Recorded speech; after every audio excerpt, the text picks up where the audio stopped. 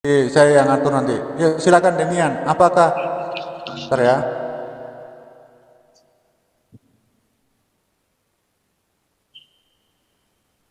Oke. Assalamualaikum warahmatullahi wabarakatuh. Kita jumpa lagi dalam diskusi antara Demian dan Pak Martin dengan teman-teman di sini ada Mas Yusuf, ada Ivan Putra, Khalid Bismillah, Umi Dini, dan juga dari Mas Yuar SHR dengan tema perbedaan ajaran Islam dan Kristen. Apakah perbedaan yang sebenarnya itu? Bagaimana sih penjelasannya tentang ajaran Kristen itu? Apakah Kristen itu cukup mengimani saja tanpa pakai akal atau logika? Silakan Demian untuk membuka tema yang barusan kita buat ini. Silakan Demian, waktu dan tempat saya silakan. Selamat malam, shalom saudara-saudara semua. Pada kesempatan kali ini saya akan menjelaskan tentang ajaran Kristen. Ya, ini sudah sering kali saya sampaikan. Saya sangat suka membahas tentang topik ini karena kita bisa belajar tentang setiap ajaran, lebih mendalami ajaran masing-masing di dalam Kristen maupun di Islam. Ya, tapi kali ini saya akan menjelaskan tentang ajaran Kristen. Ya. Ajaran yang saya pahami, yang saya bacakan di dalam Injil, di dalam Alkitab, itu membahas tentang hati, membahas tentang moral. Jadi Yesus mengajarkan kita tentang hukum moral, hukum yang mengatur tentang hati kita, tentang perbuatan-perbuatan yang bukan hanya berasal dari luar, tetapi yang berasal dari dalam. Ya, misalkan saya kasih contoh ya. Kalau berbicara tentang agama-agama lain, pastinya mereka mengajarkan tentang ketika kamu sudah tahu dengan apapun lah, dia yang berasal dari daging, barulah dia dinyatakan sebagai melakukan dosa, melakukan perbuatan yang jahat. Tetapi kalau merujuk kepada ajaran kekristenan, ketika Anda baru merencanakan kejahatan itu dari dalam hati, maka secara tidak langsung Anda telah melakukan dosa, melakukan kejahatan. Nah, itu perbedaan yang saya pelajari selama ini tentang ajaran-ajaran dari ajaran agama Kristen maupun agama lainnya. Jadi kalau berbicara tentang ajaran Kristen, mungkin lebih tepatnya dikatakan sebagai ajaran roh dan kebenaran atau ajaran hukum moral. Nah, kalau merujuk kepada kekristenan, ajaran Kristen, ajaran yang diajarkan oleh Yesus Kristus. Nah, mungkin itu saja. Oke, terima kasih penjelasan dari saya tentang Demian yang iman telah kekristenan. mengatakan bahwa pengajaran Yesus itu tentang roh dan kebenaran. Begitu ya, Demian. Terima kasih untuk opening statement-nya tadi. Barangkali Pak Martin bisa menambahkan. Silakan ditambahi tentang apa sih ajaran itu. Silakan, waktu dan tempat. Saya persilakan. Ya, ajaran Kristen itu kita sudah mulai dari ajaran dari Yesus sendiri, ya. Kita mulai dari ajaran Yesus, bagaimana dia mengajarkan para muridnya dalam mempraktikkan kehidupan itu, ya. Seperti pengajaran yang paling terkenal di dalam kekristenan adalah di dalam Matius 5 itu. Di dalam Matius 5 di sini dijelaskan bagaimana pengajaran Yesus yang harus dipraktikkan, ya. Jadi dikatakan di sini mulai ayat 3, berbahagialah orang yang miskin di hadapan Allah, karena mereka lah yang mempunyai kerajaan surga. Itu ya. Jadi ayat pertama, ketika Yesus melihat orang banyak itu, naiklah ia ke atas bukit, dan setelah itu ia duduk, datanglah murid-muridnya kepadanya. Maka Yesus pun mulai berbicara dan mengajar mereka, katanya, berbahagialah orang yang miskin di hadapan Allah, karena mereka lah yang punya kerajaan surga. Nah, di sini adalah kata kiasan orang miskin. Orang miskin itu adalah orang yang tidak punya apa-apa, ya. Orang yang miskin itu yang tidak punya apa-apa, maksudnya tidak punya pengetahuan gitu ya. Sehingga dia harus perlu mendapatkan pengetahuan atau ajaran dari Tuhan. Makanya dikatakan berbahagialah orang yang miskin di hadapan Allah, karena dia yang punya kerajaan sorga. Kerajaan sorga itu pun kiasan. Kerajaan sorga itu artinya kebenaran, sukacita, damai sejahtera oleh Roh Kudus. Nah, itu kalau kita bicara tentang ajaran Kristen. Jadi begitu kita mengikuti ajaran Kristen, kita akan mengalami kebenaran, sukacita, damai, sejahtera oleh Roh Kudus. Jadi oleh Roh Kudus yang membuat kita bisa menikmati. Itu inti ajaran di sana. Nanti bagaimana ajaran itu kita terapkan, itulah ada selanjutnya, ayat-ayat selanjutnya juga menjelaskan itu ya. Berbahagialah orang yang berduka cita karena mereka akan dihibur. Berbahagialah orang yang lemah lembut karena mereka akan memiliki bumi. Jadi semua dari perbendaharaan hati yang baik itu ditimbulkan supaya manusia punya perbendaharaan hati yang baik. Karena orang yang baik itu akan mengeluarkan hal yang baik dari perbendaharaan hati yang baik. Orang jahat akan mengeluarkan hal-hal yang jahat dari perbendaharaan hati yang jahat. Nah, disinilah orang Kristen diajar Yesus langsung bahwa mereka harus meminta pengetahuan itu dari Tuhan supaya mereka bisa melakukan hal yang baik. Nah, inilah pengajaran dari Tuhan Yesus. Dikatakan berbahagialah orang yang miskin di hadapan Allah karena dia yang punya kerajaan surga. Dia yang punya damai sejahtera, sukacita, kebenaran.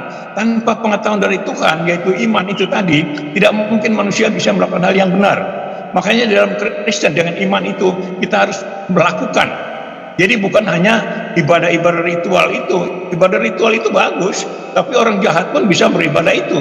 Tapi orang yang benar artinya dia melakukan hal-hal yang baik di dalam perjalanan hidupnya ya, dalam hubungan dengan sesama. Itu makanya banyak dijelaskan dalam Matius 5. Itu pengajaran luar biasa. Matius 5, Matius 6, Matius 7. Itu lengkap ajaran Kristen di sana. Sehingga kalau kita bicara iman, kita bicara tentang perbuatan manusia. Jadi bukan soal ibadah itu bukan soal di tempat di gereja. Kalau ibadah di gereja semua orang juga lakukan. Tapi buktinya dia orang punya iman atau tidak itu dibuktikan dari perilakunya tiap hari dalam hubungan dengan sesama. Terutama dilihat pada waktu dia ada persoalan, ada bentrokan dengan sesama, ada pertentangan dengan sesama. Apa yang dia lakukan? Kalau dia melakukan kejahatan itu bukan orang beriman. Dia harus berani ngalah. Itu karena di dunia ini orang lebih kuat-kuatan gitu. Tapi Yesus mengajarkan supaya kita mengalah saja, ya, mengampuni musuh. Nah itu saya kira ajaran-ajaran inti dari Yesus. Kalau kita mau tahu tentang ajaran Yesus harus diterapkan, bukan hanya di ibadah. Kalau ibadah orang jahat pun bisa ibadah gitu, tapi dalam praktiknya bagaimana? Jadi di sini dari Matius 5 ini Tuhan mau melihat bagaimana orang Kristen mempraktikkan imannya di dalam hubungannya dengan sesama manusia, terutama pada waktu ada persoalan dengan sesamanya, bagaimana dia bersikap. Maka dikatakan bahwa orang yang baik akan mengeluarkan hal yang baik dari perbendaharaan hati yang baik. Karena hati itulah tempat sumber segala sesuatu. Hati itulah sumber kejahatan dan sumber kebaikan ada di dalam hati. Kalau tanpa Tuhan campur tangan di dalam hati manusia, manusia akan menjadi jahat. Makanya Kristen itu diajarkan ada Roh Kudus untuk berkuasa di dalam hati dan pikirannya. Nah ini yang mungkin sementara yang saya bisa sampaikan untuk menggenapi apa yang disampaikan oleh saudara-saudara Demian. Terima kasih. Terima kasih untuk Pak Martin. Oke, siap ya. Untuk tema pembuka yang lainnya, silakan teman-teman dari Muslim untuk membuka tema ini, membuka pembicaraannya. Silakan dari siapa ini? Widini. Silakan Widini, barangkali mau sepatah dua kata mau mengucapkan ini, silakan. Tentang ajaran Islam itu. Silakan Widini.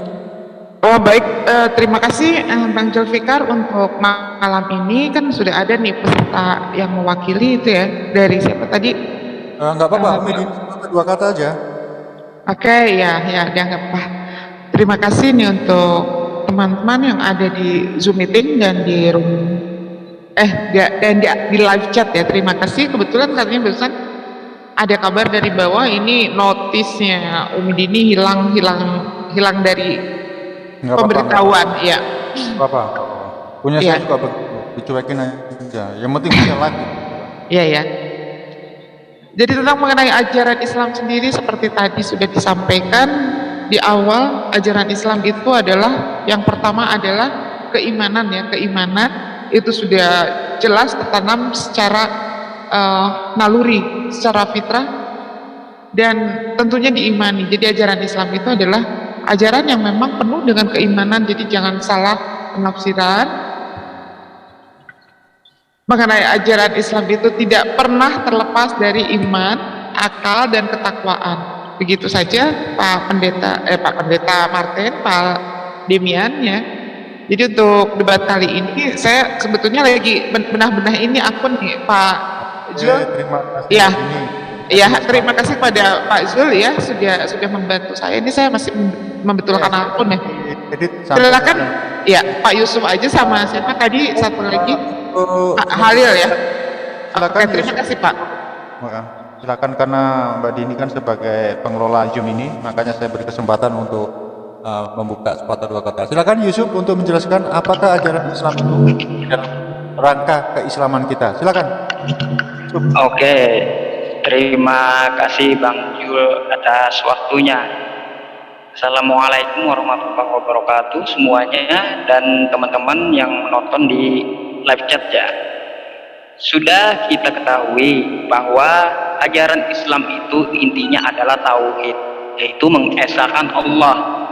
Dosa pertama di dalam dosa, ukuran-ukuran dosa itu adalah dosa syirik.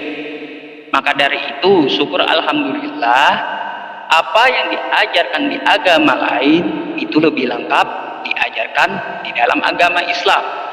Yang jelas di dalam Islam itu Allah menciptakan jin dan manusia itu hanya untuk menyembahnya, bukan menyekutukannya dengan makhluk lainnya. Nah, di dalam hal ini Allah juga berfirman untuk dalam rangka menyembahnya kita sudah pasti mengikuti syariat-syariat yang dibawa oleh Rasulullah Shallallahu Alaihi Wasallam dan lain sebagainya.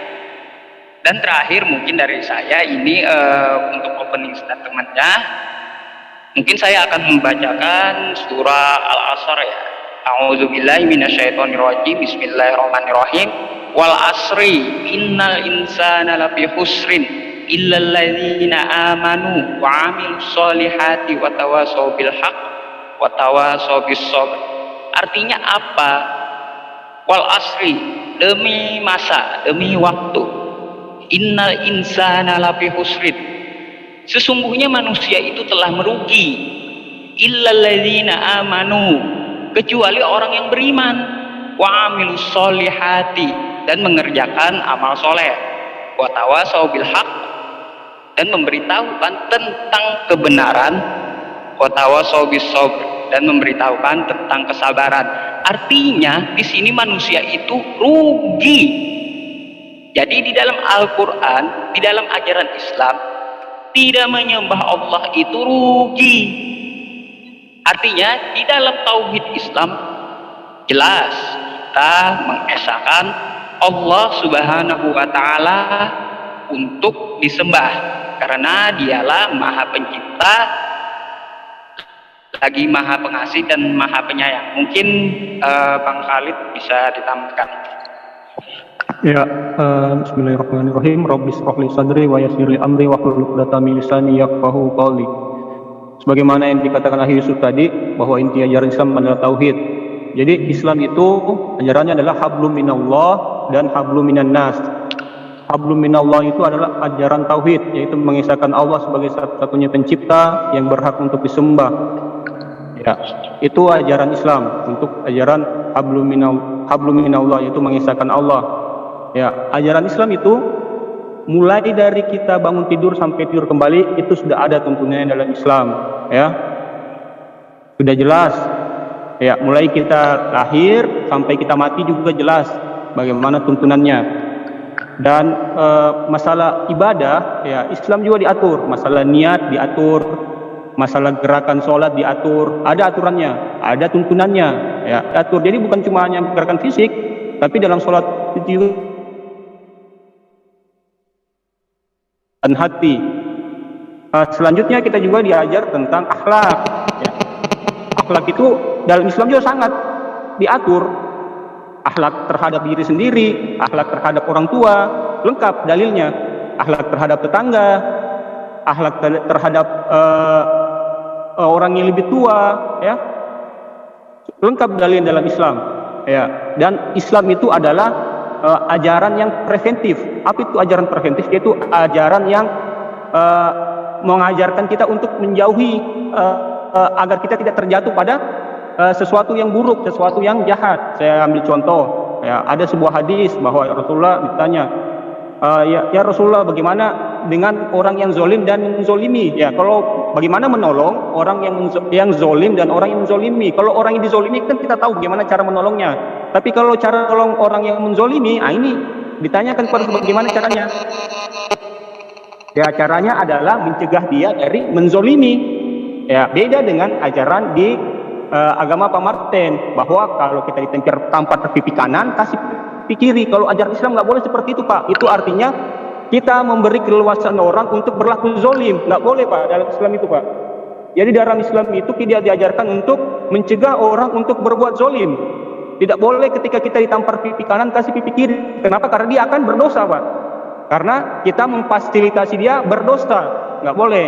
Dalam Islam itu caranya kita itu bersikap sama orang adalah mencegah dia dari berlaku zolim kepada orang yang lain. Ya, terima kasih. Itu saja. Terima kasih untuk Mas Khalid Bismillah.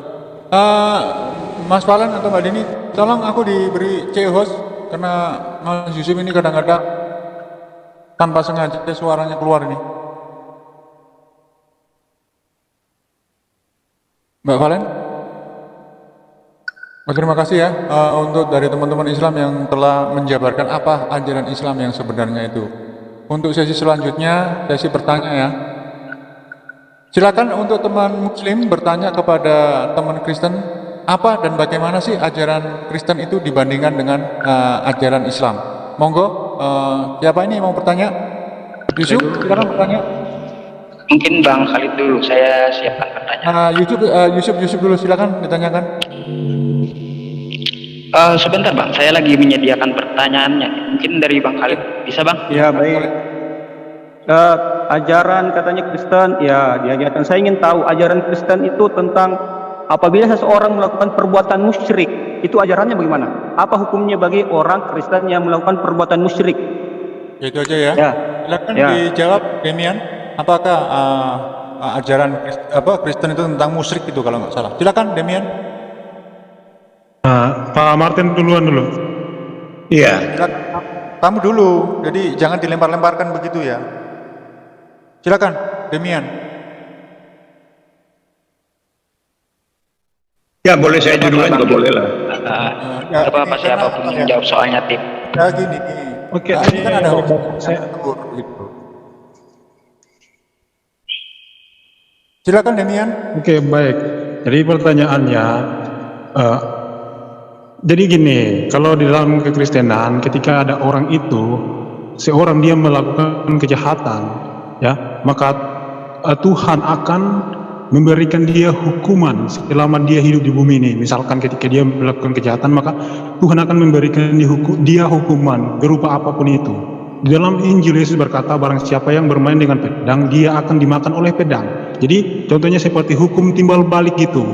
Misalkan ketika ada orang Kristen yang tidak taat, dia hidup menurut keinginannya sendiri, kehendaknya sendiri, maka Tuhan akan menghukum dia dengan cara apapun. Ya, jelas? Oke, baik, itu aja jawabannya. Kayaknya konteks pertanyaan saya adalah apa hukum bagi orang Kristen yang berbuat musyrik? Musyrik, tahu musyrik ya? Definisi musyrik? Bisa dijelaskan? Barangkali Demian. Musyrik itu mempersekutukan Tuhan. Allah kan Maha Esa ya. Jadi apa hukuman bagi orang yang menyembah Tuhan selain Allah gitu. Oke, baik.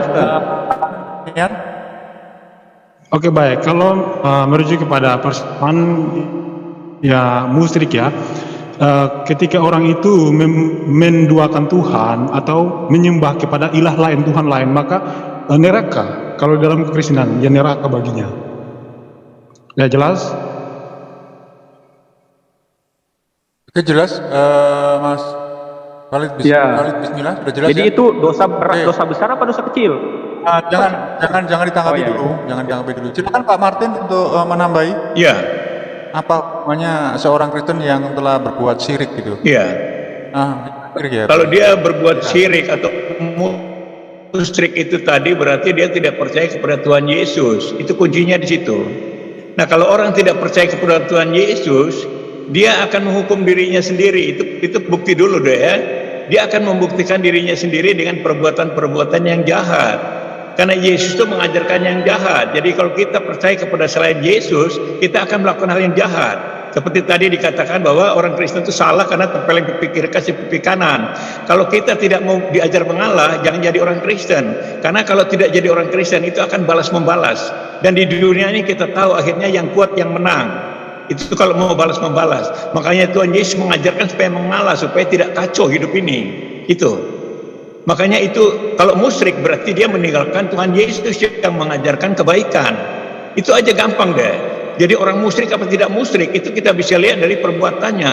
Karena Yesus satu-satunya ajaran, dia adalah jalan kebenaran dan hidup. Ajaran kebenaran itu hanya di dalam Yesus, sehingga orang disuruh mengasihi sesamanya. Bahkan disuruh mengalah. Kalau ditempelin pipi kiri kasih pipi kanan, berarti ngalah gitu loh. Bukan berarti kalau tempelin pipi kasih ini yang kanan lagi, bukan itu. Artinya mengalah saja gitu loh. Orang minta baju kasih jubah. Itu ajaran-ajaran Yesus. Jadi kalau orang musyrik dia tidak akan melakukan itu. Dan dia akan rugi sendiri karena dia akan melawan. Tadi untuk penjelasannya sudah saya kira cukup ya, biar nggak terlalu panjang. Sekarang untuk sesi dari pihak Kristen bertanya tentang apa sih ajaran Islam itu. Silakan untuk Demian maupun Pak Martin, silakan untuk bertanya apa sih ajaran Islam itu, karena ini dalam konteksnya ya, dalam tema yang sudah kita sepakati. Silakan untuk Demian. Oke, baik. Iya, baik. Jadi tadi kan Muslim sudah menjelaskan tentang agama mereka, ya kan? Jadi diatur tentang tata ibadah gini. Ya. Jadi saya mau bertanya, bagaimana pandangan Muslim ya tentang ajaran-ajarannya, misalkan contoh ya, ketika dia merencanakan kejahatan di dalam hatinya, apakah dia tidak melakukan dosa? Oke, sudah cukup ya? Ya, benar.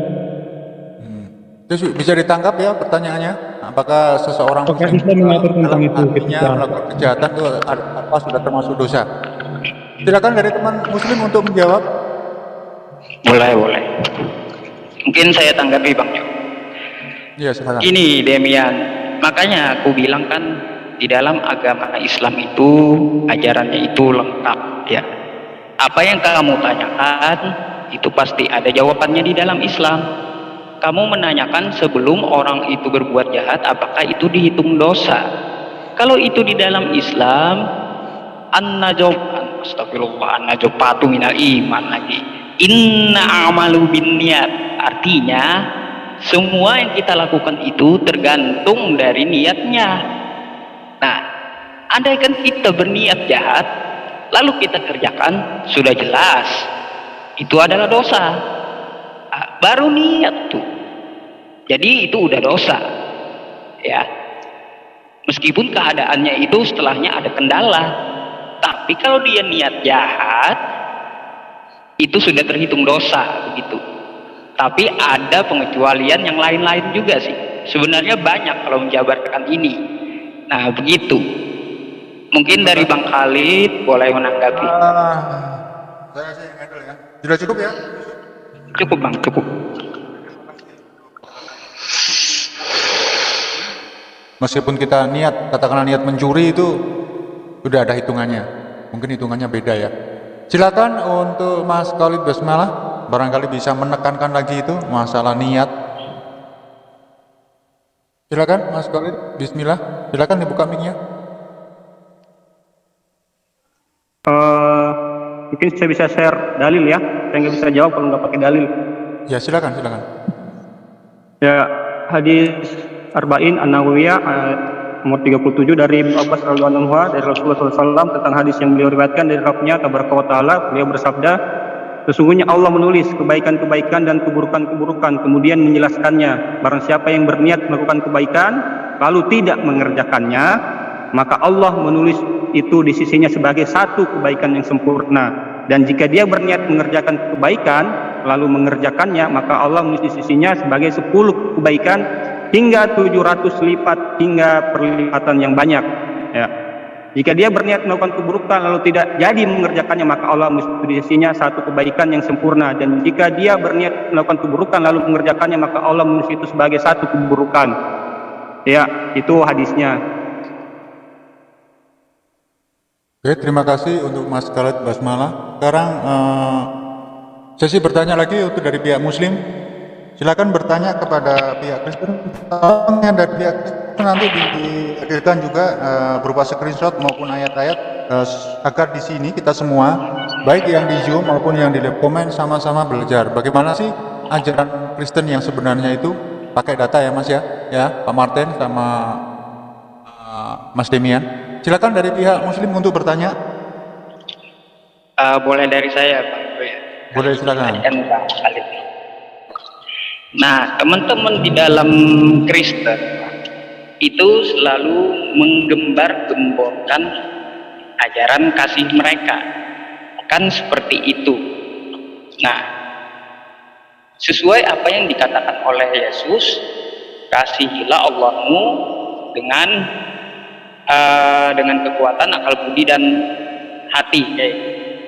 Nah, jika kalian menggembar-gemborkan masalah ajaran kasih ini, bagaimana jika kalian bermasalah dengan sesama manusia lalu yang salah itu mati? Itu bagaimana hukum di dalam Kristen? Silakan. Ya Bang, tolong diulangin, kurang kedengaran. Pertanyaannya nggak jelas ya. Jelas, tolong ulangi lagi. Gini Pak Martin, ibaratnya saya ada salah sama Pak Martin ya, karena kan di dalam Kristen itu katanya ajaran kasih ya. Nah, saya ada salah sama Pak Martin, lalu saya mati, gak sempat minta maaf atau minta ampun sama Pak Martin. Saya ini nasibnya seperti apa?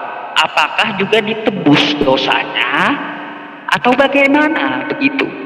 Karena kan di dalam ajaran kasih itu katanya Yesus turun ke bumi itu untuk menebus dosa. Artinya ya semau gue dong di dunia ini. Saya bermasalah sama Pak Martin, saya mati juga ditebus Yesus. Apakah begitu? Baiklah. Silakan, Ya. bagaimana hukumnya? Bisa ditangkap. Jadi begini. Bisa ditangkap Pak Martin sama Demian. Ya, Ya, Oke, bisa, ya. bisa. Oke, silakan waktu dan tempat saya persilakan. ya. Saya jelaskan ya. Bicara soal perbuatan seperti itu, apa ditebus atau tidak, Yesus datang itu untuk menebus dosa manusia, yaitu kecenderungan hati manusia yang selalu membuahkan kejahatan. Itu di Kejadian 6 ayat 5 ya. Jadi kecenderungan manusia setelah jatuh dalam dosa itu selalu berbuat yang jahat. Artinya apa? Setiap ada masalah dia dengan orang lain, kecenderungan untuk melawan, untuk menjahati itu lebih kuat daripada yang baik-baik. Itu masalahnya di situ. Nah, inilah yang ditebus oleh Yesus.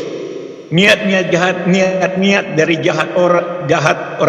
orang Kristen itu ditebus, itu artinya dia sudah dibebaskan dari perbuatan manusia dosa waris itu. Karena dosa waris itu adalah kecenderungan untuk berbuat jahat. Nah, setelah dia ditebus, dia sudah dianggap sebagai umat Tuhan, umatnya Yesus. Nah, lalu Yesus mengajarkan seperti yang tadi saya bacakan di Matius 5 tadi, bahwa sebagai orang Kristen harus bergantung kepada ajaran Tuhan Yesus, yaitu melakukan hal yang baik terhadap sesamanya. Itu harus melakukan yang baik. Kalau tidak melakukan yang baik berarti dia salah, dan ada akibatnya dari perbuatan yang salah. Misalnya kita berpukul orang sakit, itu akan dilaporkan polisi, dipenjara juga, dan Tuhan juga akan membiarkan dia sampai dia bertobat gitu loh. Karena orang bisa berbuat yang baik kalau dituntun oleh Tuhan sendiri, yaitu oleh Roh Kudus. Nah, di Kristen itu lengkap itu. Orang harus dituntun oleh Roh Kudus supaya dia bisa melakukan yang baik. Sehingga bicara tentang kelakuan manusia itu di dalam Kristen itu dikaruniakan Roh Kudus, sehingga supaya memampukan manusia untuk berbuat baik. Itu kalau tidak, manusia akan cenderung jahat. Begitu dia tersinggung, dia marah, lalu apa saja dia lakukan. Nah, kira-kira begitu ya. Jadi penebusan dosa itu untuk dosa waris. Tapi kalau tunggu dulu. Dosanya lagi sudah tadi kata sudah cukup. Oke, sekarang untuk Demian silakan ditambahin. Iya, Kalau bisa ya, baik. Jadi, datanya yang dikeluarkan ya. iya baik. Jadi pertanyaannya menarik. Jadi siapa sih manusia yang tidak pernah melakukan kejahatan? Semua manusia pasti melakukan kejahatan, baik sengaja maupun tidak sengaja. Kalau berbicara tentang Kristen, ketika ada orang Kristen, ketika dia melakukan kejahatan, ya, dia akan dihukum sesuai dengan apa yang dia perbuat. Tetapi di bumi ini, Yesus berkata, barang siapa yang bermain dengan pedang, maka dia akan dimakan oleh pedang. Silakan jadi dilampirkan ayatnya biar Oke, kita tunggu, tahu. saya carikan. Ya sabar ya teman-teman.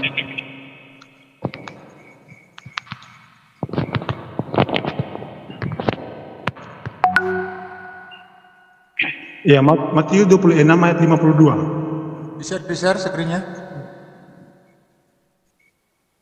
Ya, tunggu.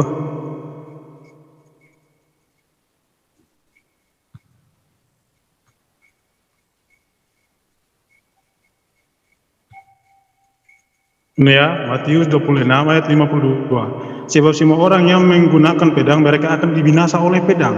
Ini adalah sebuah ajaran perumpamaan. Misalkan ketika Anda melakukan kejahatan, maka Anda akan memperoleh kejahatan itu juga. Anda akan dihukum sesuai dengan apa yang kamu perbuat. Nah, itu adalah ajaran di dalam kekristenan. Misalkan kalau dia, contohnya ya, kalau kita berbicara tentang hal-hal duniawi, misalkan dia suka membunuh, maka dia akan dihukum, dia akan dipenjarakan. Pokoknya dengan hal-hal duniawi dia akan dihukum, ya. Oke, terima kasih Demian. Sangat jelas. Oke, itu aja. Untuk masalah jelas dan enggaknya itu kita tanyakan lagi kepada teman kita yang muslim. Oke, sekarang kembali lagi ke teman kita yang muslim. Apakah puas dengan jawaban mereka? Kalau belum puas, tolong ditekankan lagi pertanyaannya biar kita clear semua dari sini. Silakan untuk Mas Yusuf maupun Khalid Basmala untuk lebih menekankan lagi. Bentar bang. Tadi kan pertama kita bertanya, tetapi kita tidak diberikan Ya, nanti untuk sesi menanggapi apa yang mereka keduanya jawab. ini saya ngatur.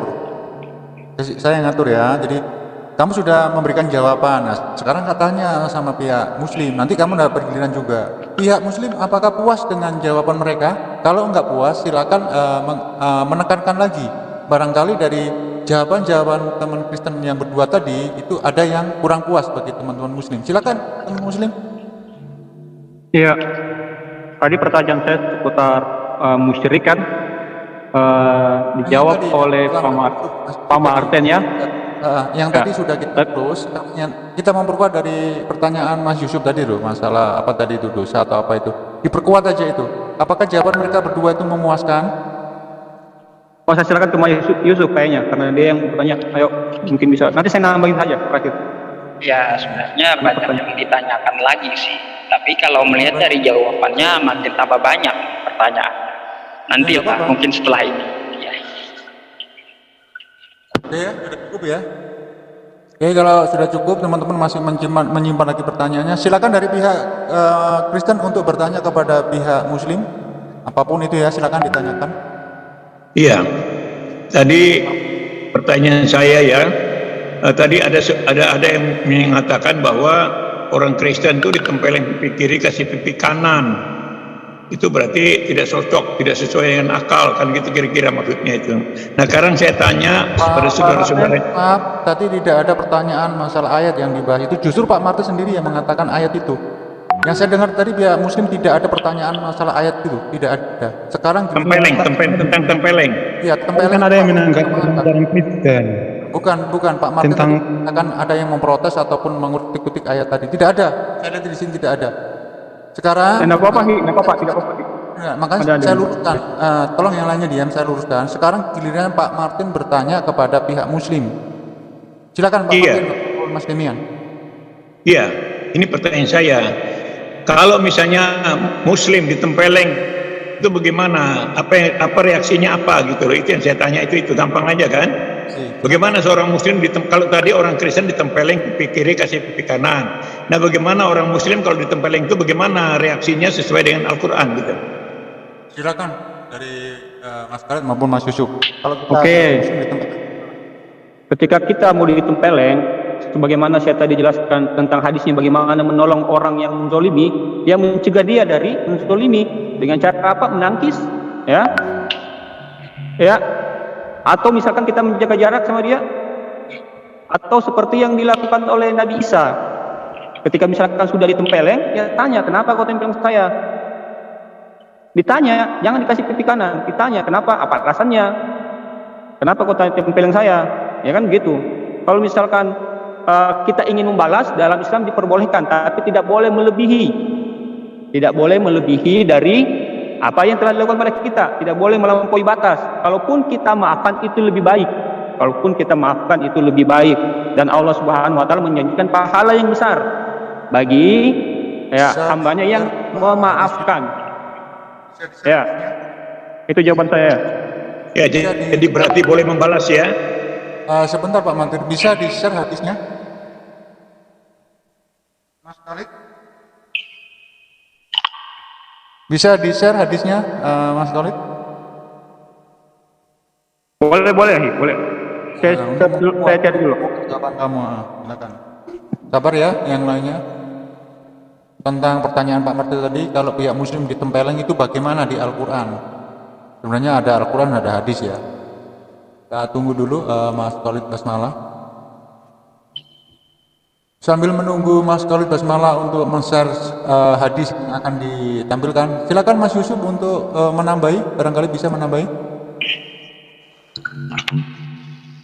Sebenarnya saya di sini juga Sebentar Mas Yusuf sudah ada. Oke. Hadisnya ya, dari Anas radhiyallahu anhu yang berkata bahwa Rasulullah SAW bersabda, tolonglah saudaramu yang berbuat zolim dan yang dizolimi. Kemudian seseorang bertanya tentang bagaimana cara menolong orang yang berbuat zolim. Beliau menjawab, kamu cegah dia dari berbuat zolim, maka sesungguhnya engkau telah menolongnya. Hadis riwayat Bukhari nomor 6952, Muslim nomor 2584. Jadi inti dari pengajaran ini adalah mencegah. Jadi ajaran Islam itu adalah ajaran preventif. Misalkan ketika kita melihat seseorang membawa benda tajam, ya kita pasti mencegah dia supaya tidak menggunakan benda tajam itu. Ketika misalkan ada seseorang dalam kondisi marah, ya kita tenangkan, kita damaikan, seperti itu. Ya itulah ajaran Islam, ajaran preventif, ajaran mencegah lebih baik daripada mengobati. Ya, silakan. Ya, saya tambahkan ya. Mungkin ada juga di hadis lain, kita itu memang mencegah sebelum terjadi. Seperti halnya mencegah kemungkaran. Bisa dengan hati, bisa dengan tangan, bisa dengan perkataan, ya kayak gitu. Di hadis berapa ya saya lupa. Tapi saya tekankan di sini bahwa di dalam Islam itu, kalau Islam itu disentil, udah jelas, maka akan dibalas. Tapi dengan aturan. Bagaimana aturan di negara kita? Ya kita bisa memakai hukum. Nah, kalau di hukum syariah kan berbeda lagi, tergantung keadaan gitu. Jadi kalau kita dipukul orang atau ditempeleng orang, itu sudah jatuhnya di hablum minan nas. Artinya dosa tersebut adalah dosa kepada manusia. Jadi urusannya itu dengan manusia. Allah akan mengampuni dosa tersebut jika kedua manusia ini telah berurusan dengan mufakat bahwa mereka suka rela sama rela, maka Allah akan mengampuni dosa tersebut. Jadi itu jatuhnya adalah di hablum minan nas. Artinya dosa kepada manusia maka harus kita selesaikan juga dengan manusia, baru kepada Allah. Begitu. Terima kasih untuk jawaban dari Mas Yusuf. Semoga dipahami dari pihak Kristen. Kalau tidak dipahami oleh pihak Kristen, silakan lagi untuk bertanya tentang yang tadi ya, masalah ditempeleng. Kalau barangkali teman-teman dari pihak Kristen belum puas, silakan ditanyakan lagi. Silakan Pak Martin maupun Demian. Ya. Jadi artinya begini, saya mau membedakan bagaimana reaksi seorang Muslim kalau ditempeleng, ya bagaimana itu. Jadi tadi sudah dijawab bahwa boleh membalas itu loh. Karena di dalam Kristennya tidak boleh membalas, karena yang membalas itu adalah Tuhan Yesus sendiri. Nah itu saya, ya sudahlah, itu jawabannya ya seperti itu memang. Yang saya tanya itu bagaimana reaksi seorang Islam kalau ditempeleng. Nah katanya bisa membalas gitu loh. Nah itulah saya ketemu perbedaannya dengan ajaran Kristen yang tidak boleh membalas sama sekali gitu. Itu aja. Jadi sudah puas ya jawabannya dari pihak Muslim, Pak Martin? Ya, keyakinan dia. Jadi saya biar percaya saja apa yang dipegang, apa yang jadi keyakinannya. Jawabannya tadi, Pak Martin sudah puas apa belum? Kalau nggak puas silakan ditanyakan lagi. Kalau sudah puas nanti saya Demian gitu loh. Sudah puas dengan jawaban Islam? Begini, bagi saya kalau misalnya orang tempeleng ada masalah lalu kita balas, itu berbeda dengan ajaran Yesus, karena itu akan menjadi kacau karena orang balas membalas kan begitu. Itu yang saya maksud. Tapi kalau sudah dijelaskan bahwa boleh membalas, ya itu sudah keyakinan orang Islam, ya silakan saja gitu. Berarti Pak Martin sudah puas dengan jawaban dari pihak Muslim? Iya, saya puas karena itu keyakinan orang Islam ya seperti itu. Kita lemparkan lagi, apakah Demian kurang puas? Kalau kurang puas dengan jawaban dari pihak Muslim, silakan ditanyakan lagi. Barangkali baik. Jadi ini kan pertanyaan saya tambahkan saja. Ya, tadi kan dari pihak Muslim sudah menjawab. Bagaimana ketika ada yang tempelan kita, maka boleh kita punya hak untuk membalasnya. Ya, jadi kesimpulan yang saya ambil di sini adalah kalau dalam Kristen, ketika Anda membalas kejahatan dengan kejahatan, maka itu tidak mempunyai nilai. Kejahatan, Anda berbuat jahat, dia juga berbuat jahat. Kalian sama-sama tidak mempunyai nilai amal.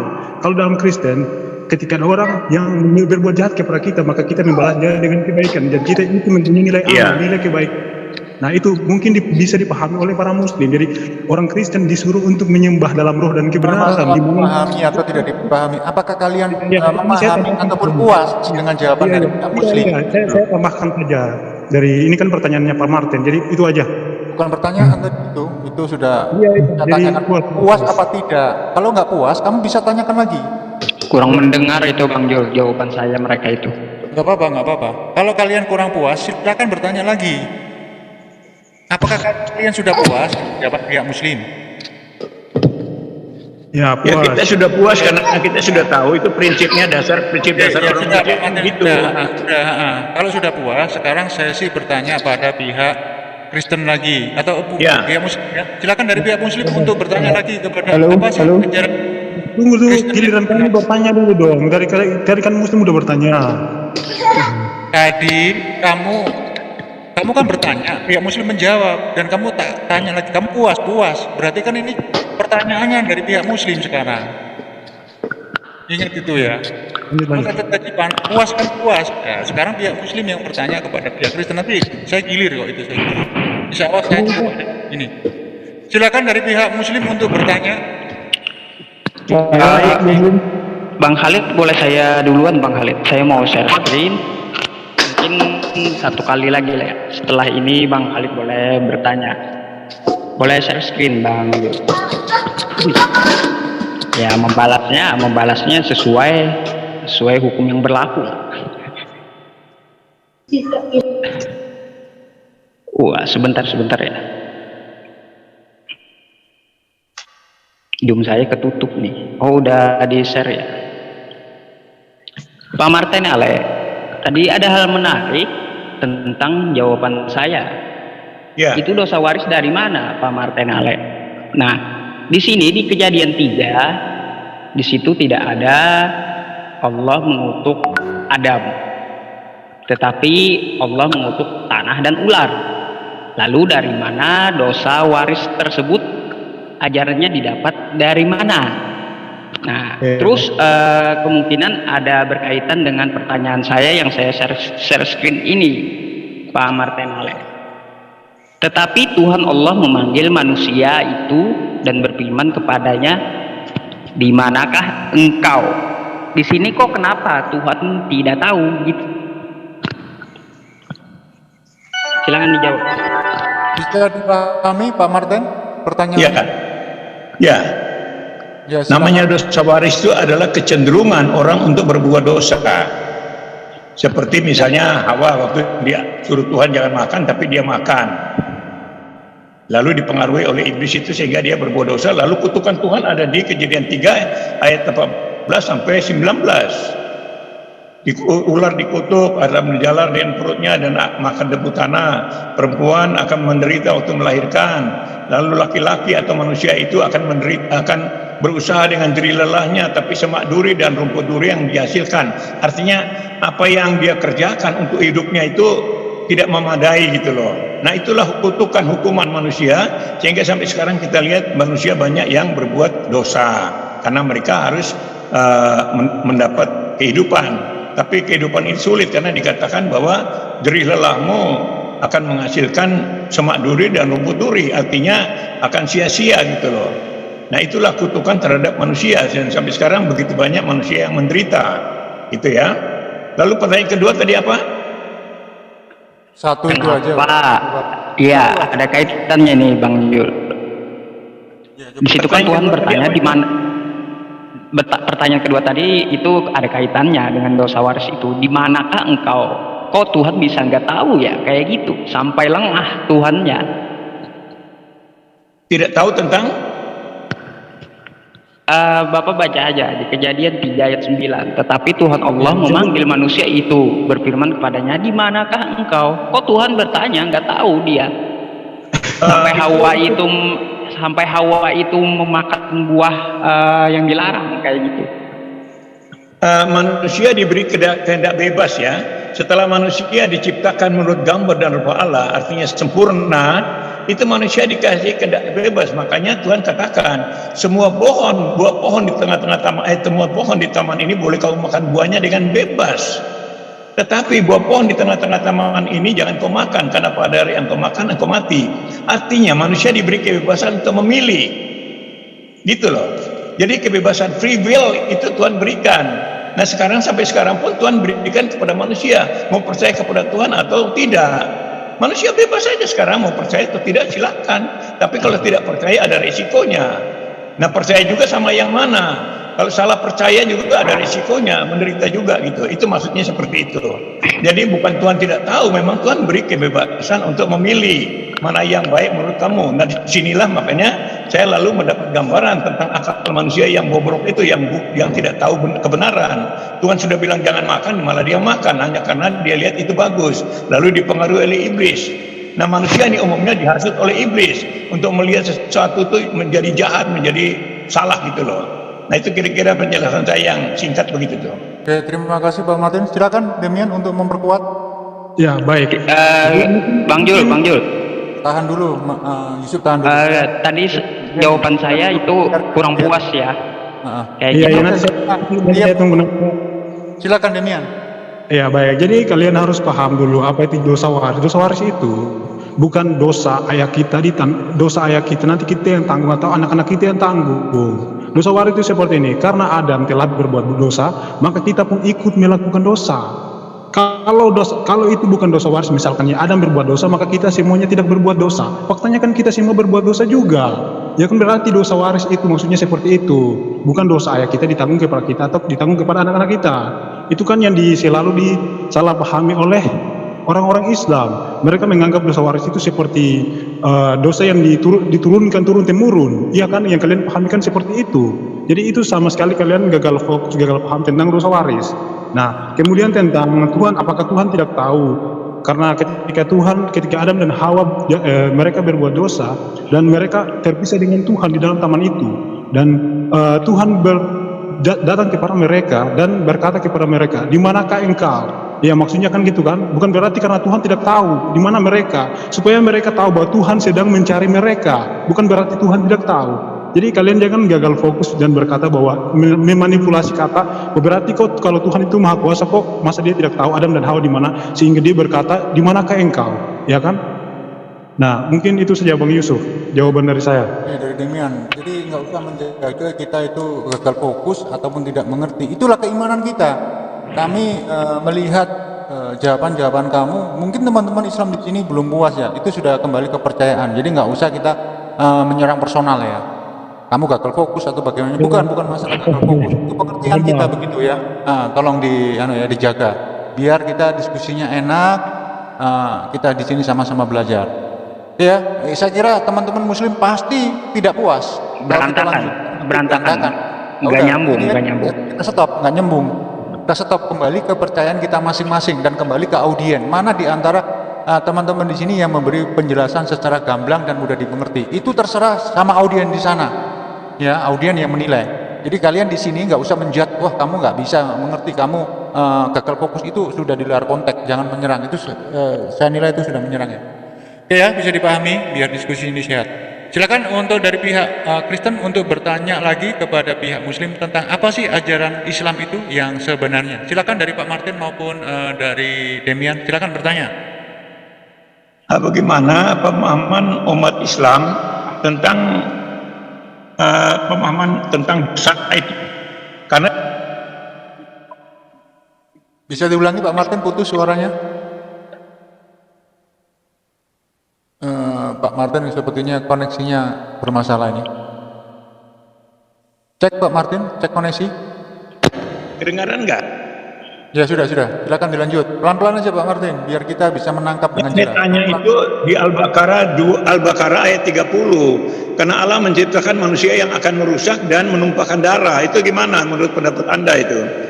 Sedangkan di dalam Kristen itu Allah menciptakan manusia bergambar dan rupa. Dengan Kristen dulu, Pak Martin, jangan dibandingkan dengan agama kamu. Kamu cukup bertanya, kita yang menjelaskan begitu loh. Kalau dibandingkan dengan agama kamu, nanti ada sesinya lagi ya. Silakan bertanya. Iya, saya tanya, makanya saya tanya tadi Al-Baqarah 30 itu. Saya tanya itu. Coba Anda jelaskan tentang Al-Baqarah 30 gitu. Ya, yang ayat mana, terus apa yang mau ditanyakan? Karena itu surat Al-Baqarah itu panjang. Ayat 30. Ayat 30, bisa dibacakan?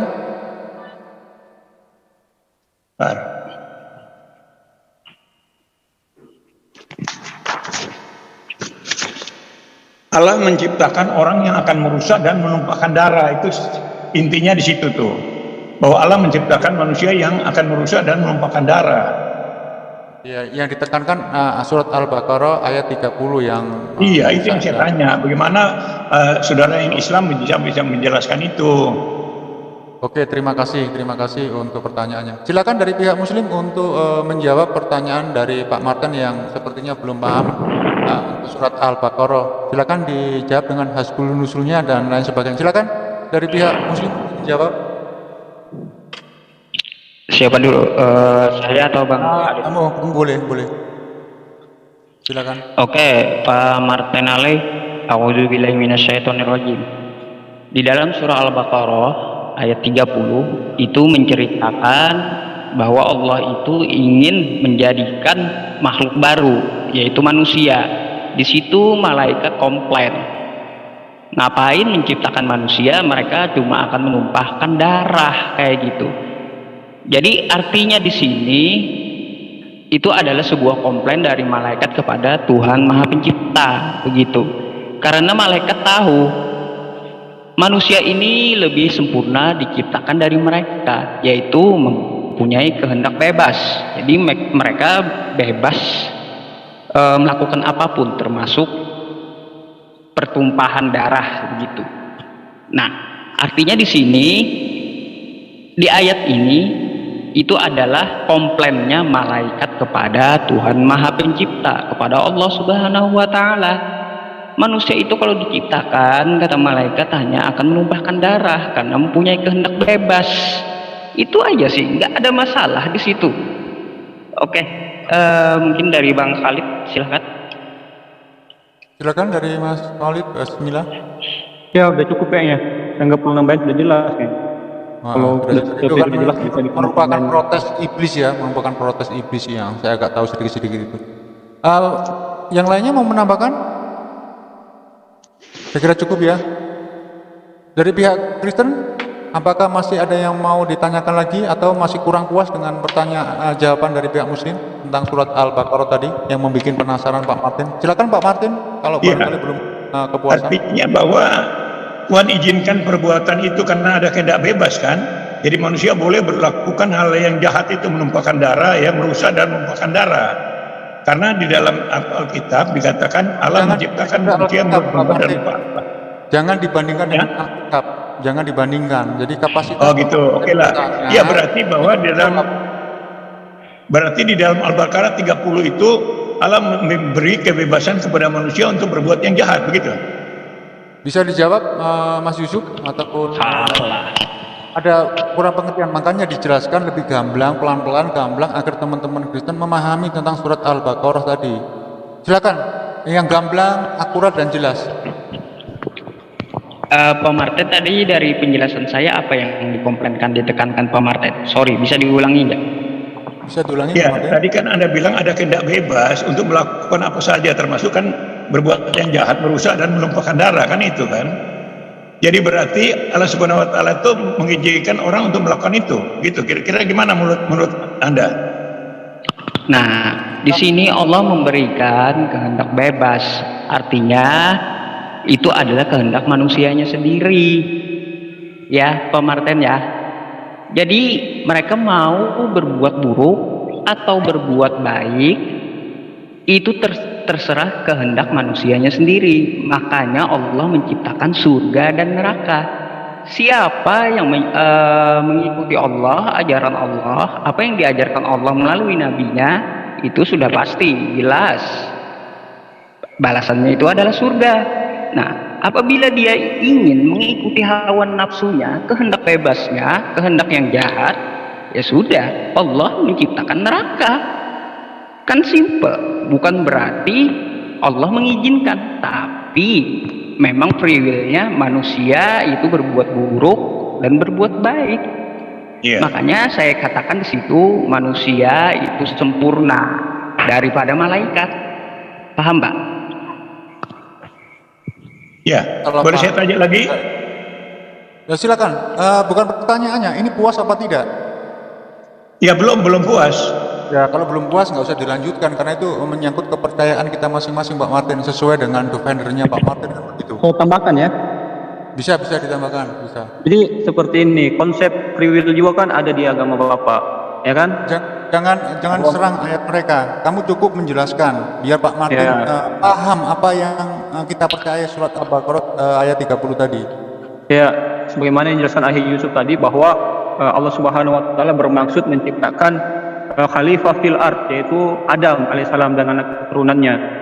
Dan para malaikat tahu bahwa sifat Adam ini memiliki sifat dapat berbuat baik dan dapat berbuat buruk, gitu. Ya, Allah Subhanahu wa taala ya menciptakan manusia ini dan Allah lebih tahu maksud dari penciptaan manusia di bumi ini. Maksud penciptaan di bumi ini Allah sampaikan dalam Al-Qur'an, wa ma khalaqtul jinna wal insa illa liya'budun, dan tidak kuciptakan jin dan manusia kecuali untuk beribadah kepadaku, kata Allah. Itu maksud dari penciptaan manusia di muka bumi ini, ya, selain sebagai khalifah fil ard. Jadi ayat yang dalam Quran itu jelas. Kita ini manusia tahu apa tujuan kita diciptakan di muka bumi ini, bukan hanya karena kita dilempar, kakek kita Nabi Adam diturunkan dari surga, bukan hanya karena itu kita ada di bumi ini. Banyak begini tidak, tapi karena ada sesuatu yang jelas. Ya. Pertanyaan tadi, apakah Allah izinkan? Iya, izinkan, tapi Allah tidak ridho. Ingat ya, ketika kita masuk ke dalam neraka, maka itu adalah akibat ulah perbuatan kita sendiri, ya. Karena Allah tidak pernah menzolimi hamba-hambanya. Allah tidak pernah menzolimi hamba-hambanya, itu yang patut dicatat. Maha suci Allah Subhanahu wa taala. Allah maha suci. Allah tidak pernah salah, ya. Maha suci Allah. Ya, itu saja jawaban dari saya. Terima kasih Mas Khalid Basmalah. Ya mungkin dari pihak Kristen belum puas ya. Ya itu sudah kembali ke kepercayaan masing-masing. Itulah jawaban kita sebagai Muslim. Entah kalian mempercayai atau tidak, itulah jawaban kita. Jadi nggak usah dibandingkan dengan ayat ini, ayat itu dari pihak Kristen. Ya, semoga dipahami ya. Jadi diskusi bisa searah dan tidak melebar kemana-mana. Ini untuk sesi berikutnya saya lemparkan lagi kepada pihak Muslim. Tadi pihak Kristen sudah bertanya 2 kali sesi. Sekarang dari pihak Muslim untuk bertanya, adakah sesuatu ajaran di dalam Kristen itu yang mengganjal pikiran kalian? Silakan ditanyakan. Bang Khalid itu gilirannya. Satu aja pertanyaan. Ya, sebelum saya bertanya, saya ingin dulu memperjelas bahwa tadi masalah menampiling itu, ya manusia punya Itu sesi hak habis, untuk. Mas. Sesi sudah habis itu. Sesi sudah habis. Sekarang Ini berkaitan dengan pertanyaan saya supaya tidak salah konteks, ya kan? Oke. Karena ketika orang ditempeleng itu dia punya hak untuk membalas, tapi dia punya juga anjuran untuk memaafkan, dan memaafkan itu lebih baik. Ya. Kenapa manusia punya hak untuk membalas? Makanya di dunia ini ada yang namanya polisi, ada yang namanya hakim, jaksa, ya itu rasional sekali. Kenapa polisi ada, kenapa jaksa ada, kenapa hakim ada? Ya untuk membalas perbuatan manusia. Tadi Pak Martin bilang, ya nanti biar Tuhan yang balas, ya intinya dibalas juga kan akan ada namanya pembalasan. Yang jadi pertanyaan saya kepada Pak Martin, ya, bagaimana Kristen memandang apabila manusia itu, Pak Martin, mempunyai dosa kepada manusia yang lain? Ya, bagaimana ujung akhirnya ketika manusia misalkan menzolimi orang lain gitu? Siapa yang memiliki hak untuk Saya bagaimana alur ininya, alur solusinya dalam ajaran Kristen, karena sebagaimana yang Bapak bilang atau bahwa Pelan-pelan Mas, pelan-pelan.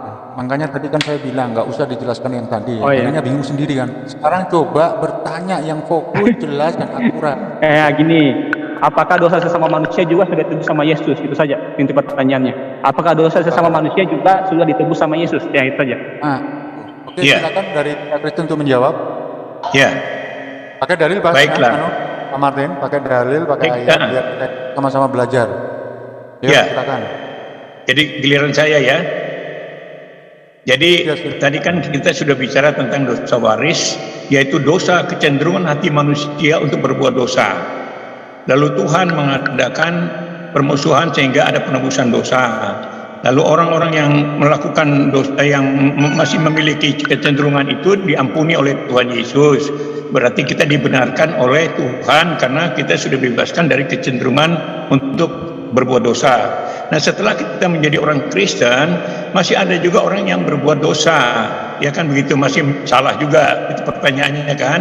Dan orang yang berbuat salah ini melanggar kehendak Tuhan, itu akan dihukum Tuhan juga. Di samping kita dihukum juga oleh polisi, misalnya kita memukul orang, ya kita juga akan dihukum. Tetapi Tuhan juga akan menghukum kita karena kita tidak taat, karena akibatnya akan merugikan kita juga. Jadi Tuhan juga akan menegur kita, tetapi tidak ada hubungan dengan sorga. Kita tetap memiliki sorga, tapi hukuman atas perbuatan kita juga jalani gitu loh. Ya, Baru masih panas. jelas ya? Mas Billy, suaranya masuk ke sini. Jelas enggak? Masalah jelas enggaknya itu nanti Pak, nanti dulu.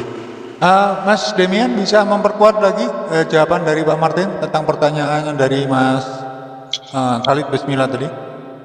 Ya, bisa diulang pertanyaan soalnya jaringannya putus-putus ini. Apakah dosa sesama manusia juga sudah ditebus di kayu salib? Oke, baik. Ya, jadi Yesus berkata, hanya orang sakit yang memerlukan tabib. Aku datang bukan untuk memanggil orang yang benar, tetapi orang-orang berdosa. Ya, saya tegaskan sekali lagi. Ya, oke. Ya, tunggu sebentar. Ini saya tidak hafal, jadi cari Google aja. Ya, saya jelaskan nanti baru saya selesai jelaskan baru saya tampilkan ayatnya.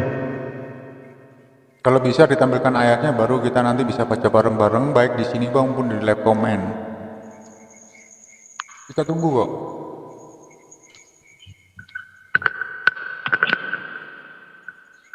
Kamu sebutkan ayatnya aja biar teman-teman di sini yang jaringannya agak kuat bisa membantu ayat yang kamu maksud.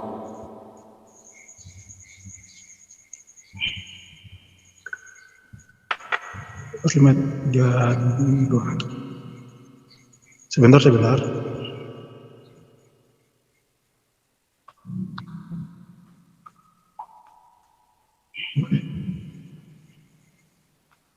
Udah. Ya, kita masih nunggu beberapa saat lagi.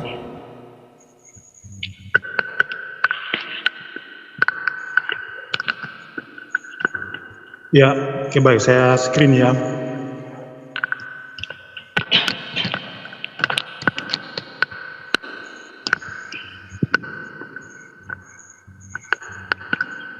Sudah hampir 1 menit, Demian. Iya, makanya tadi kan saya katakan. Nanti baru saya screen. Oke, baik nih. Ayat 31 sampai 32. Lukas 5 ya. Lalu jawab Yesus kepada mereka, katanya, bukan orang sehat yang memerlukan tabib, tetapi orang sakit. Aku datang bukan untuk memanggil orang benar, tetapi orang berdosa supaya mereka bertobat. Ya, itu sangat jelas ya. 31 sampai 32. Nah, jadi gini, kalau berbicara tentang kesalahan, misalkan ketika ada orang berbuat jahat, terus misalkan ya kita belum sempat memaafkannya atau gimana lah. Jadi kita sebagai manusia ya pastinya kan semua orang pernah melakukan melakukan dosa baik sengaja maupun tidak sengaja. Ya. Jadi kalau merujuk kepada kekristenan, tidak memandang dia itu mempunyai dosa kecil ataupun dosa besar. Yang namanya dosa, ketika dia sudah melakukan dosa, maka tempatnya kekal di neraka. Berbeda sama agama-agama lain. Ya, jadi ketika ada orang Kristen, ya, di mana dia melakukan dosa, pastinya kan dia akan dihukum seperti yang tadi sudah saya jelaskan. Misalkan ketika dia mencuri, dia akan dihukum. Misalkan dia akan masuk penjara, dia akan hidup susah, dia akan mendapat celaka. Jadi pokoknya dia dihukum. Ketika dia melakukan dosa, dia akan dihukum selama dia masih hidup di bumi ini. Misalkan, saya kasih contoh tentang John Kay misalkan ya. Dia dari muda dia suka membunuh segala macam. Nah, dia kena batunya juga kan, kena masuk penjara dan segala macam. Ya kan? Jadi mungkin itu saja jawaban dari Terima kasih demikian jawabannya dari pertanyaan Mas Khalid Basmala. Mungkin dari pihak Kristen, pihak Muslim mungkin belum puas ya, sama-sama belum puasnya. Saya kasih lagi satu lagi penekanan ataupun ketidakpuasan. Silakan diungkapkan di sini dengan keterangan dari pihak Kristen tadi. Silakan. Makin dijawab makin tidak jelas. Pertanyaan saya kan jelas. Apakah dosa sesama manusia itu ditebus? Jawabannya sudah jawab. Ditebus apa Gini. Tadi kan sudah dijawab. Panggil. Boleh saya mengajukan sesuatu enggak? Kalau yang terakhir itu boleh 2 pertanyaan gitu. Enggak, jangan. Nanti melebar kemana-mana. Satu pertanyaan Malahan aja dijawab sudah bulat kok. tadi bahwa ya kan saya masuk lagi ya ketika dijawab bahwa Oke, silakan. penebusan dosa itu adalah menghilangkan kehendak manusia untuk berbuat dosa, padahal setelah penyaliban itu masih ada juga kehendak Jadi itu gini, untuk berbuat dosa kan nggak ada itu yang dihapus itu. Pertanyaan saya, Saya luruskan apa dulu. sebenarnya? Iya. Tunggu nanti ada sebentar. kamu untuk meluruskan. Iya, kan Ini ketidakpuasan dari pihak Muslim. Tolong diungkapkan dulu, baru bisa kamu jawab. Kenapa alasan saya kenapa nggak puas yang ungkapan dulu ya? Tadi dijawab bahwa akan dibalas di dunia. Loh, faktanya Hitler dia membunuh jutaan orang. Dia cuma mati gitu aja kok, nggak sebanding dengan jutaan orang yang mati ketika Perang Dunia Kedua kan, nggak sebanding. Ya, jadi pertanyaan saya, apakah Yesus itu menebus juga dosa sesama manusia? Ya kan, judul iman kalian kan biasa kalian mengatakan bahwa Yesus menebus dosa. Apakah dosa sesama manusia ditebus juga? Ya clear kan? Dari sisi yang berbuat dosa dan sisi orang yang menerima, apakah dari sisi pembuat dosa dan orang yang dari sisi orang yang menzolimi dan dizolimi? Ya itu. Nah, itu ketidakpuasan dari jawaban kalian dari pihak Kristen. Silakan untuk meluruskan. Silakan untuk Baik, saya luruskan. ketidakpuasan teman-teman Islam tadi. Ya, penebusan dosa itu bukan berarti ketika Yesus menebus maka kita menjadi suci di dalam dunia ini. Misalkan ketika kita melakukan kejahatan berarti langsung kita menjadi suci lagi. Bukan seperti itu. Tetapi pengampunan dosa itu, misalkan gini, ketika kita mati, kita yakin dosa kita telah diampuni. Ditebus atau tidak, itu aja, simpel aja. Nggak usah panjang-panjang. Iya, harus dijelaskan. Kalau tidak nanti kamu ulang-ulang karena nggak ngerti. Iya atau tidak? Nanti setelah iya atau tidak baru jelaskan. Iya, makanya saya jelaskan, menebus dosa itu bukan ketika kita melakukan dosa maka kita menjadi suci lagi, atau ketika Yesus menebus maka kita tidak menjadi suci. Konteks saya ditebus apa enggak? Jawab saja iya atau tidak. Nanti setelah jawab iya atau tidak baru dijelaskan. Jangan jelaskan dulu baru tidak ada kata iya atau tidak. Itu kalau dijelaskan saja nanti kamu tafsir kemana-mana, makanya saya jelaskan langsung sesuai dengan iman Kristen. Disebutkan iya atau tidak, jangan setelah disebutkan baru dijelaskan. Biar Mas Khalid, biar mereka itu menjelaskan panjang lebar, itu kita nggak usah menekan ke sana ya, karena itu semua nanti kembali ke audien. Ya, jadi kalau kita menekankan di sana, jadi ribut di sini, kan nggak baik kita itu. Biarkan mereka menjelaskan atau meluruskan, benar atau salah, itu bukan konteks kita untuk menyerang ataupun membenarkan. Yang membenarkan itu audien di luar sana. Dari pertanyaan-pertanyaan kamu, dari ketidakpuasan kamu, bisa nanti audien di sana yang menyimpulkan. Nah, bisa dipahami kan? Jadi di sini jangan ada peperangan ataupun otot mengotot. Bisa dipahami kan? Audien kita itu mengedukasi audien dari pihak Muslim juga kita edukasi, dari pihak Kristen kita edukasi dari sesi diskusi malam ini. Gitu ya, dipahami. Silakan Demian singkat, jelas dan padat supaya tidak terlalu panjang karena ini sudah 1 jam lebih. Silakan diluruskan. Baik. Jadi ketika dia melakukan dosa baik di dalam sesama maupun di mana, penebusan dosa itu ketika kita mati kita yakin kita telah diampuni, kita telah ditebus baik dosa apapun di dalam dunia ini. Tidak dibanding-bandingkan dia melakukan dosa ini, dosa itu, semuanya dosa. Kita yakin kita telah diampuni, ditebus ketika kita mati nanti di hari penghakiman terakhir. Ya, sangat jelas kan? Oke, terima kasih. Ketidakpuasan dari pihak Muslim tadi, iya atau tidak, jawabannya ya begitulah jawabannya. Jadi kita terima nggak terima ya kita terima, karena itulah kepercayaan teman-teman kita dari Kristen. Semoga dipahami ya. Ini sudah 1 jam lebih, kita buka dua pertanyaan, habis itu kita closing. Sekarang giliran dari pihak Kristen, silakan bertanya kepada ajaran Islam itu apa yang mengganjal di pikiran kalian. Nah, semoga teman-teman Islam di sini bisa menjelaskan gamblang, padat, dan akurat. Silakan dari pihak Kristen. 2 ya Bang Jul ya. Ya, saya mau bertanya. Dua sesi nanti. Ya, silakan bertanya.